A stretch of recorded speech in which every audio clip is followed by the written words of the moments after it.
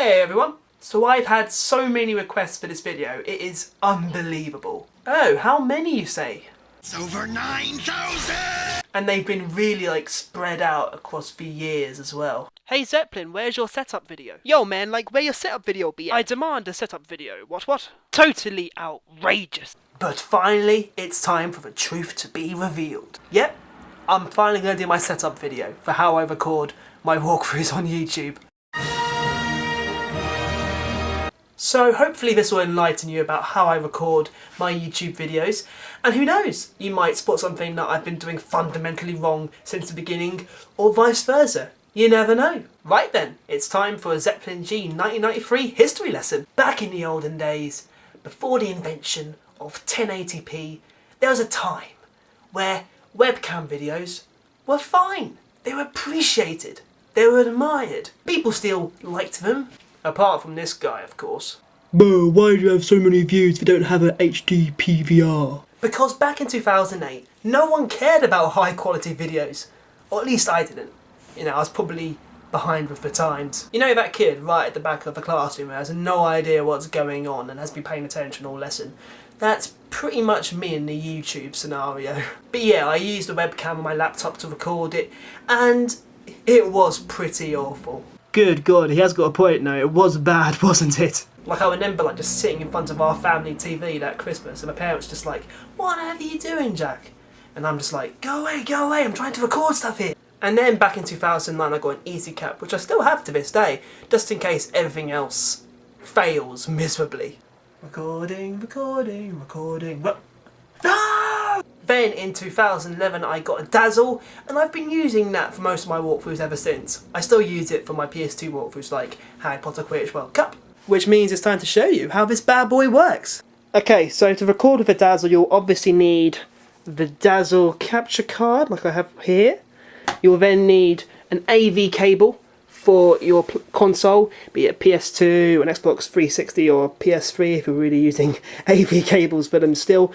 You know, ones that have yellow, white and red ending, and then this sort of connection on the start, if that makes sense. You also need 2 sets of RCA cables and 3 AV splitters like I have here. The important thing about these AV splitters is that they need to be what's known as 2-to-1 female. I think that's how it's technically known as anyway. But basically you need to be able to plug in from both going out and plug going in as well. So this basically means that a normal AV splitter, if I show you, it comes apart. That blue one doesn't. This one does though. Basically, when it comes apart, good lord, they're actually proper jammed. There you go. So this normally looks like this. So you can, I don't know, different ends, and in and out, a male and a female end, as it were.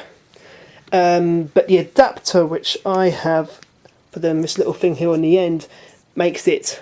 Means you can plug one of the cables in and then have cables coming out of the end. If that makes sense. I'm not sure what the proper name for these adapters are. I bought these AV splitters off eBay for £1 each, and they each came with a little adapter on the end, and they've worked for me fine ever since. So just look online, do a bit of browsing, I'm sure you'll find ones that come pre-made, as it were. So yeah, the AV splitters are about £1 each, and I got the RCA cables for £3 each off eBay, so it's a fairly standard and not too pricey setup. Especially if you want to just get into gaming, it's a great way to start off, really. I mean, the last thing you want to do is buy a big expensive HD capture card and then just get a bit bored of it and decide it's not for you. This Dazzle is the DVC100 model, the Dazzle Video Creator. I think it's very easy to get lost in all the different models of the Dazzle and buy the wrong one and then complain when it doesn't work because you've bought, say, the Dazzle DVD video recorder. Because who would be foolish enough to buy that, eh? Me. Yeah, it was me. Just going to show you the packaging for this bad boy. Got so much stuff up here.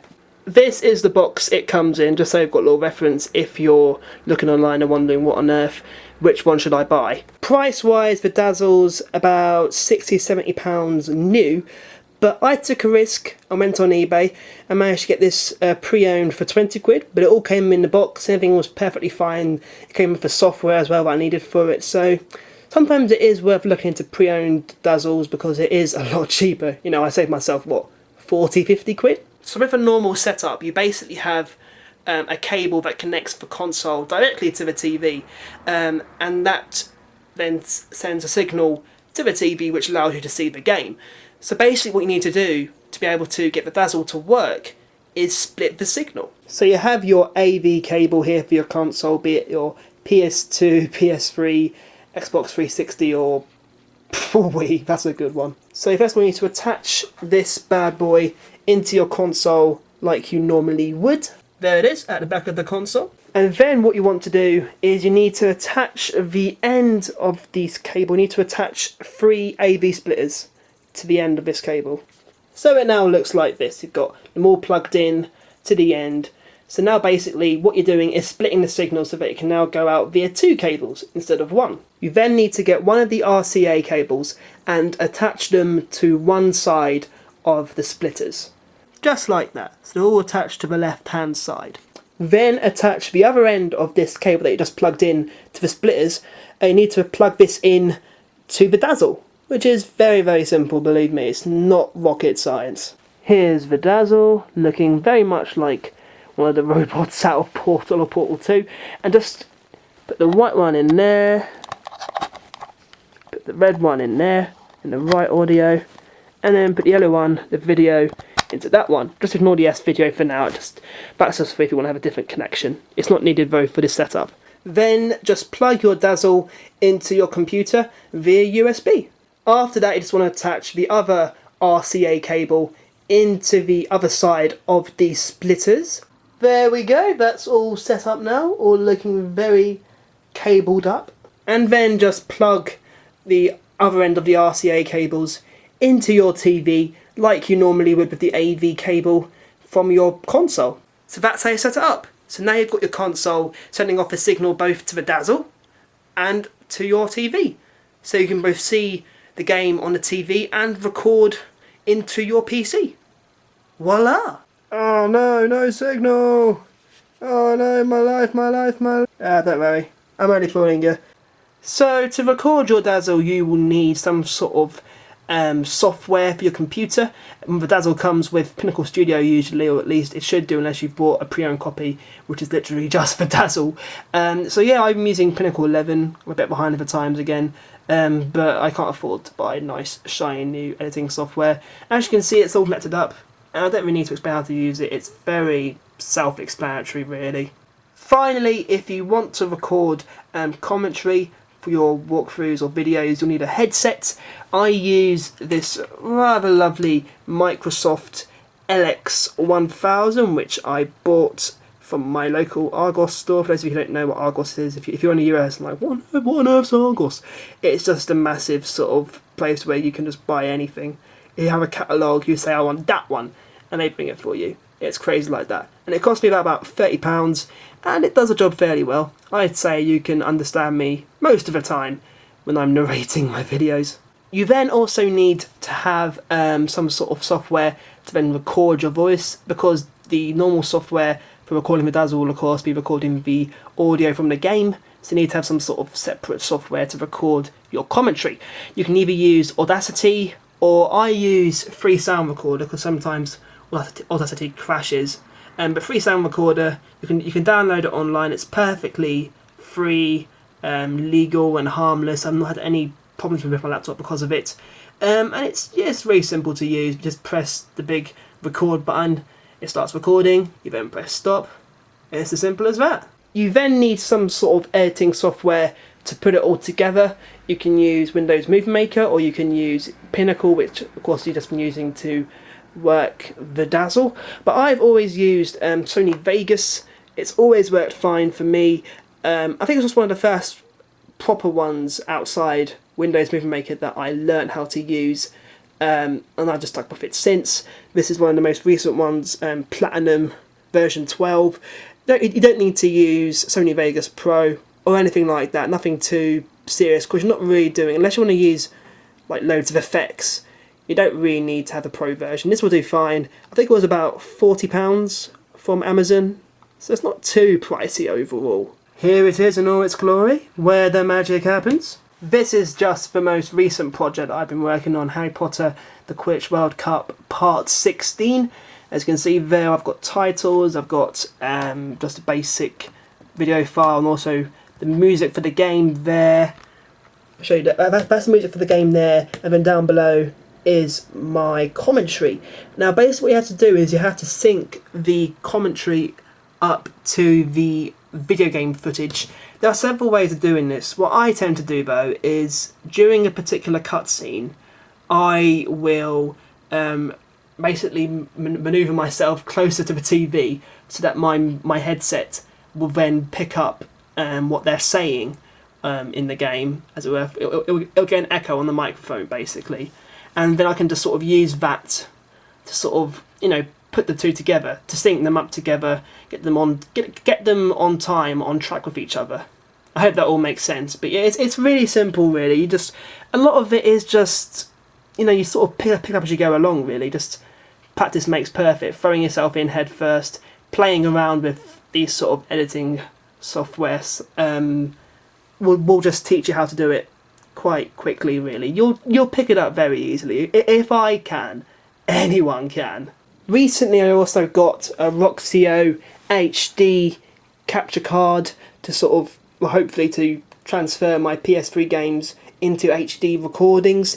The thing about the HD recording for the PS3 is there's these copyright issues with recording using HDMI. You can't actually, I think it actually stops you if you try it, the game just stops and it says, no, bad, if you do this again you're going to get in trouble, that sort of thing. But basically I've had a few problems with this, but I think it's not down to the capture card per se. I think it's more just down to my laptop being unable to handle recording in HD. It is an old laptop. I've had it since about 2008, I think, you know, so it's done well. It's done well and it served its purpose, but it's just not up to handling. It can't just, I mean, you sometimes saw when I use my Dazzle, sometimes it would lag then, you know. So if it struggles on my Dazzle sometimes, just think how hard it has to go, the pain it has to go through to record HD gaming. It's just not possible. But I am looking into getting a new laptop, so that's something. So with the Roxio, it's very simple and quite similar to setting up the Dazzle. Basically you have these inputs and then these outputs on the other side, and basically you need to have a component cable which is like this one here. I've got the Sony official one, so it was quite pricey, but it's lovely gold plated. It looks very well done, and it does the job perfectly. So just again, all you just need to do is match up the corresponding colours to where you've got to plug them in, and plug the one that's going into your console, so the one that's got this bad boy on the end, plug those into the video input, like so. And there we go. Whoa, it's just like magic. And then funnily enough, it's a similar thing with the other end. You need to then plug a component cable into the other end of the Roxio, and this cable will then go into your TV. The Roxio then comes with a USB cable which plugs in very simply to your Roxio like this, and then the other end of course is USB, so it just plugs into your laptop, just like with the Dazzle. Then after that you're good to go. And so ends the first lesson. Our Father, who farts in heaven, hallowed be thy game. Thanks for watching guys. If you found this video useful, informative, entertaining, give me a cheeky like, really appreciate that. And if you've got any more further questions or queries, put them down in the comments and I'll do my best to get back to you. Take it easy.